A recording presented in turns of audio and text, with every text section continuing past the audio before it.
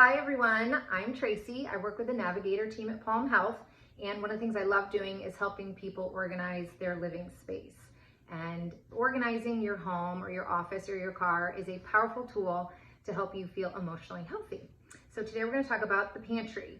And whenever you start an organizing project, try to make sure you don't tackle too much at one time. So if your food storage area is larger than mine, then maybe pick one side of it to do and tackle that and then move on to the next another day.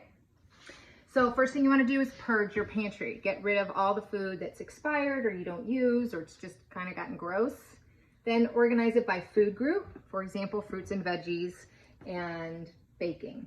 And then after that, you're going to want to contain your items in a way that's easy to access the food. And after that, label it. Labeling the items makes it very easy to find things, put them away, and know what you have. Happy organizing!